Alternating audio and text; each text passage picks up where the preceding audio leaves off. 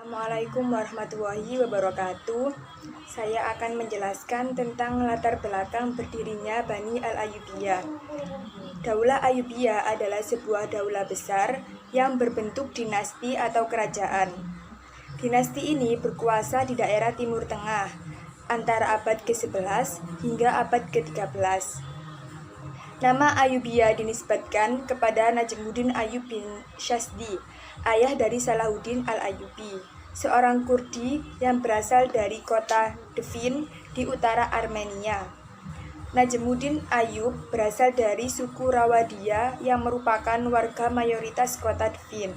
Sejarah berdirinya dinasti Ayyubiyah diawali dari keruntuhan kekuasaan Bani Fatimiyah yang membawa pengaruh bagi lahirnya dinasti baru. Setelah berkuasa selama kurang lebih 262 tahun di Mesir, kekuatan dinasti ini mulai melemah. Kehancuran dinasti ini dipicu adanya konflik internal kerajaan yang timbul karena perebutan jabatan wazir di antara suku di dalam kerajaan. Setelah dinasti Fatimiyah runtuh, kendali pemerintah di Mesir dipegang oleh Salahuddin al-Ayyubi. Al-Ayyubi memerintah di Mesir setelah diangkat oleh Perdana Menteri Khalifah Bani Fatimiyah terakhir, yaitu Al-Adid pada tahun 1174 Masehi. Perkembangan Islam pada masa Bani al-Ayyubiyah. Puncak kejayaan dinasti al-Ayyubiyah berlangsung di masa kekhalifahan Salahuddin al-Ayyubi. Salahuddin al-Ayyubi adalah seorang panglima perang dan pejuang muslim Kurdi dan Tikrit. Ia mendirikan dinasti al-Ayyubiyah di Mesir, Suriah, sebagian Yaman, Irak, Mekah, Hijaz, dan Diyarbakir. Salahuddin al-Ayyubi terkenal di dunia muslim dan Kristen karena kepemimpinan, kekuatan militer, sifatnya yang kesatria, dan pengampun pada saat berperang dengan pasukan salib. Dinasti al-Ayyubiyah pun mencapai kemajuan dalam bidang perdagangan dan perindustrian. Dinasti al-Ayyubiyah mencapai kemajuan yang gemilang dan mempunyai beberapa peninggalan bersejarah. Kemajuan itu mencakup berbagai bidang, di antaranya bidang arsitektur, pendidikan dan ilmu pengetahuan, filsafat, industri dan perdagangan, politik dan militer, pertanian, serta kesehatan. Pertama adalah dalam bidang arsitektur, mendirikan bangunan seperti monumen bangsa, bangunan masjid.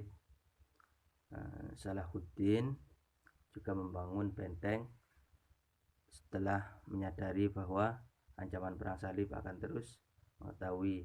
Kemudian di Damaskus juga dibangun kota pendidikan, adanya madrasah As-Sauhiyah pada tahun 1239 Masehi.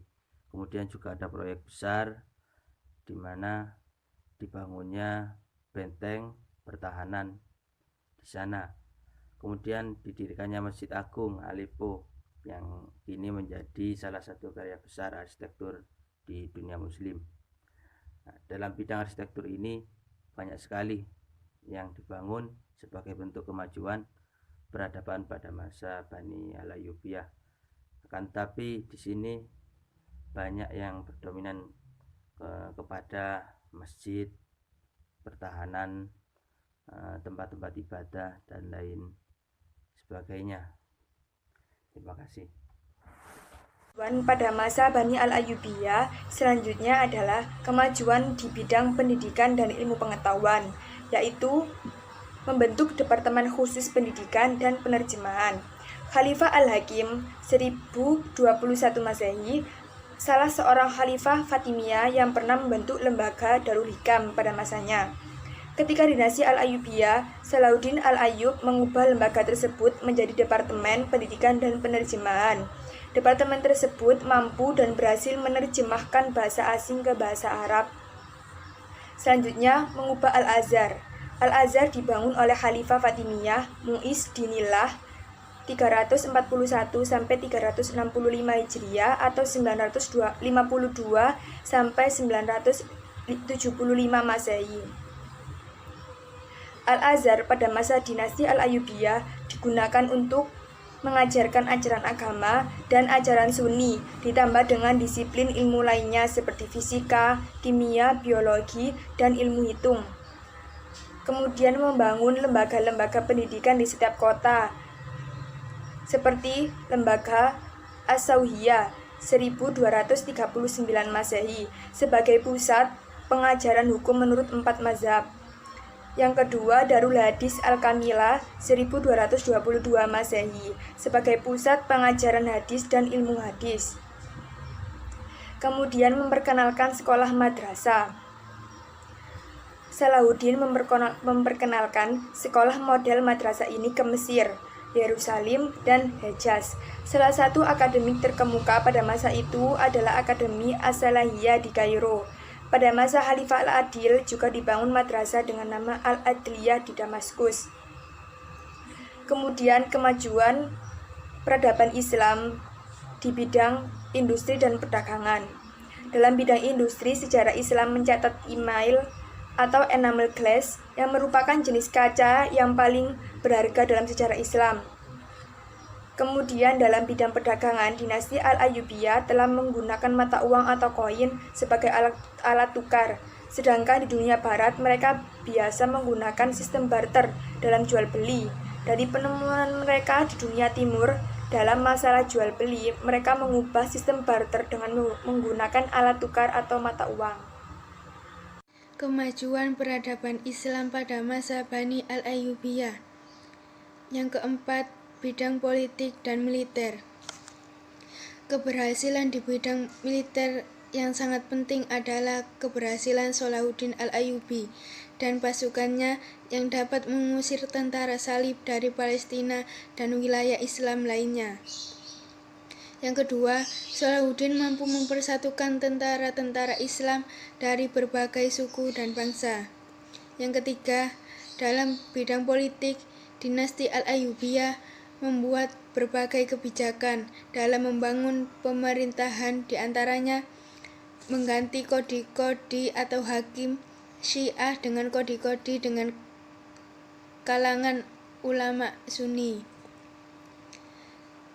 mengganti pegawai-pegawai pemerintahan yang melakukan korupsi, dan juga memecat pegawai yang bersekongkol dengan penjahat dan perampok.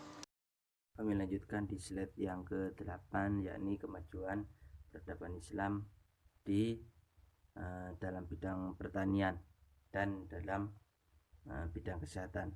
Dalam bidang pertanian sudah banyak kemajuan, diantaranya adalah sistem irigasi yang praktis, kemudian berbagai temuan tentang produk-produk. Kan tetapi di sini yang paling penting adalah ditemukannya gula. Pada saat itu ditemukan gula, di mana ada produk pertanian dengan olahan tebu menjadi gula. Dalam bidang kesehatan, Salahuddin mendirikan 2 rumah sakit di Kairo. Untuk itu disinilah kemajuan dari Bani Al-Ayyubiyah dalam bidang pertanian dan dalam bidang kesehatan. Terima kasih. Keteladanan para pemimpin dinasti Al-Ayyubiyah. Selama kurang lebih 75 tahun, dinasti Al-Ayyubiyah berkuasa, terdapat 9 orang penguasa.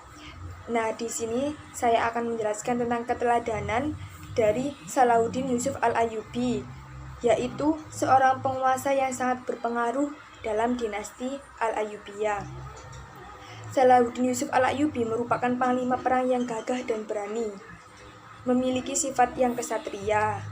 Dan Salahuddin Yusuf Al-Ayyubi tidak hanya dikenal sebagai panglima yang gagah, akan tetapi lebih dari itu, beliau adalah sosok yang sangat memperhatikan kemajuan pendidikan. Beliau juga memiliki kemampuan memimpin. dan mendapat gelar Al-Mu'izz li Amiril Mukminin atau penguasa yang mulia, dan juga sebagai Sultanul Islam wal Muslimin atau pemimpin umat Islam dan kaum muslimin. Salahuddin Yusuf Al-Ayyubi yaitu penguasa yang tidak suka berfoya-foya. Beliau peduli akan rakyat dan sangat dermawan. Perang salib pada masa dinasti Al-Ayyubiyah. Pengertian perang salib. Perang salib berasal dari bahasa Arab yaitu harako salibiyah. Harako yang berarti suatu gerakan atau barisan, dan salibiyah kayu palang atau tanda silang. Perang salib adalah gerakan umat Kristen di Eropa yang memerangi umat Islam di Palestina secara berulang-ulang mulai dari abad ke-11 hingga abad ke-13 Masehi, dengan tujuan merebut tanah suci dari kekuasaan kaum muslimin dan mendirikan gereja dan kerajaan Latin di timur. Perang salib bermula dari perkembangan yang terjadi di Eropa Barat pada abad pertengahan dan juga menurunnya pengaruh kekaisaran Byzantium di timur yang disebabkan oleh gelombang baru serangan Muslim Turki. Pecahnya kekaisaran Carolingian pada akhir abad ke-9 dikombinasikan dengan stabilnya perbatasan Eropa sesudah pengkristenan bangsa-bangsa Viking, Slavia, dan Magyar telah membuat kelas pertarungan bersenjata yang energinya digunakan secara salah untuk bertengkar satu sama lain dan meneror penduduk setempat. Melanjutkan presentasi, yakni perang salib pada dinasti Al-Ayyubiyah. Yang nomor 2, apa yang menjadi faktor penyebab dalam perang salib? Pertama, adanya larangan dari peziarah Kristen untuk mengunjungi Yerusalem. Yang kedua, merebut Spanyol yang telah 7 abad dikuasai oleh dinasti Umayyah. Yang ketiga, Paus Uranus ini berusaha untuk mempersatukan kembali gereja Roma dengan gereja Romawi Timur, seperti di Konstantinopel dan Yerusalem. Hal ini menjadi konflik utama di mana akan terjadinya perang salib pada dinasti Al-Ayyubiyah. Terima kasih. Terjadinya perang salib menyebabkan dampak bagi dinasti Al-Ayyubiyah dan juga dari kalangan kafir. Berikut ini adalah dampak dari perang salib. Yang pertama, terputusnya jalur perdagangan Eropa dan Timur Tengah, terutama akibat dikuasainya Konstantinopel, maka para perdagangan Eropa mulai mencari jalan lain untuk mendapatkan rempah-rempah secara langsung. Kemudian bangsa Eropa mulai mengetahui kelemahan dan ketertinggalan mereka dari kaum muslim, sehingga mereka mencoba untuk mengejar ketertinggalan dengan pengembangan iptek secara besar-besaran. Yang terakhir, adanya motif balas dendam dari kalangan orang-orang Kristen terhadap orang Muslim karena kekalahannya dalam peperangan dengan dunia timur dalam rangka menguasai jalur perdagangan. Peristiwa Perang Salib. Perang Salib 1. Pada musim semi tahun 1095 Masehi, 150.000 orang Eropa, sebagian besar bangsa Prancis dan Norman, berangkat menuju Konstantinopel, kemudian menuju ke Palestina. Tentara salib yang dipimpin oleh Godfrey, Bohemond, dan Raymond ini memperoleh kemenangan besar. Pada tanggal 18 Juni 1097 mereka berhasil menaklukkan Nisea, dan tahun 1098 Masehi mereka menguasai Raha atau Edessa. Pada tahun yang sama mereka dapat menguasai Antiokhia dan mendirikan kepangeranan Antiokhia di timur. Bohemond dilantik menjadi rajanya. Mereka juga berhasil menduduki Baitul Maqdis atau Yerusalem pada 15 Juli 1099 Masehi. Setelah penaklukan Baitul Maqdis itu, tentara salib melanjutkan ekspansinya. Mereka menguasai kota Akka, pada tahun 1104 Masehi, Tripoli pada tahun 1109 Masehi, dan Tire pada tahun 1124 Masehi. Selanjutnya, Syekh Imamuddin Zangki pada tahun 1144 Masehi, penguasa Mosul dan Irak, berhasil menaklukkan kembali Aleppo, Hamimah, dan Edessa. Namun ia wafat dan dilanjutkan oleh putranya Syekh Nuruddin Zangki. Syekh Nuruddin Zangki berhasil merebut kembali Antiokhia pada tahun 1149 Masehi, dan pada tahun 1151 Masehi seluruh Edessa dapat direbut kembali. Kita lanjut presentasi tentang perang salib pada masa dinasti Al-Ayyubiyah yang kedua. Kejatuhan country Edessa pada perang salib 1 menyebabkan orang-orang Kristen mengorbankan perang salib kedua. Paus Eugenius III menyampaikan perang suci yang disambut positif oleh Raja Prancis Louis VII dan Raja Jerman Konrad II. Keduanya memimpin pasukan salib untuk merebut wilayah Kristen di Syria. Akan tetapi serangan itu dihambat oleh Syekh Nuruddin Zangki. Kemudian Syekh Nuruddin Zangki wafat dan digantikan oleh Sultan Salahuddin Al-Ayyubi. Alhasil peperangan Salahuddin yang terbesar adalah merebut kembali Yerusalem pada tahun 1187 Masehi. Terima kasih. Perang salib ketiga pada masa dinasti Al-Ayyubiyah. Jatuhnya Yerusalem ke tangan kaum muslim sangat memukul perasaan tentara salib. Mereka pun menyusun rencana balasan. Selanjutnya, tentara salib yang dipimpin oleh Friedrich Barbarossa atau Raja Jerman, Richard Sihati Singa atau Raja Inggris, dan Philip Augustus Raja Prancis memunculkan perang salib ketiga. Pasukan ini bergerak pada tahun 1189 Masehi dengan dua jalur berbeda. Pasukan Richard dan Philip melalui jalur laut, dan sebagian pasukan Barbarossa saat itu merupakan yang terbanyak di Eropa melalui jalur darat melewati Konstantinopel.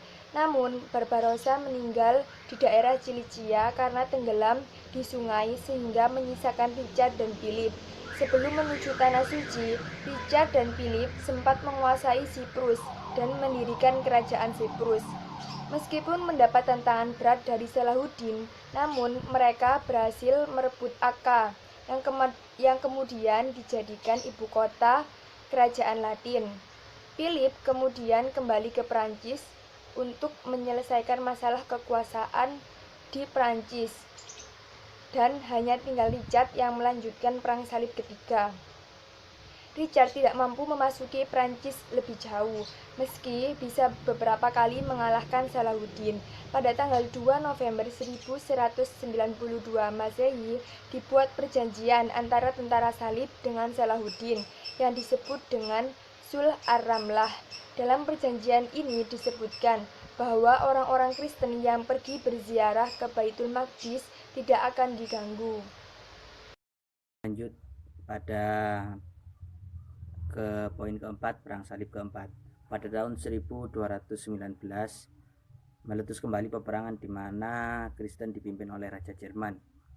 Mereka berusaha merebut Mesir sebelum merebut Palestina terlebih dahulu. Dalam serangan tersebut mereka berhasil menduduki Dimyat, Raja Mesir dari dinasti Al-Ayyubiyah. Kemudian Al-Malik Al-Kamil membuat perjanjian dan Palestina bisa direbut kembali oleh dinasti Malika yang menggantikan dinasti Al-Ayyubiyah. Pimpinan perang dipegang oleh Baibas Kolawun dan Syekhul Islam Ibnu Taimiyah. Setelah keempat perang tersebut, perang salib masih berlangsung hingga 9 kali. Selain itu terdapat pula perang salib yang tidak dinamai dengan nomor, misalnya perang salib rakyat, perang salib Jerman, dan lain sebagainya. Terima kasih.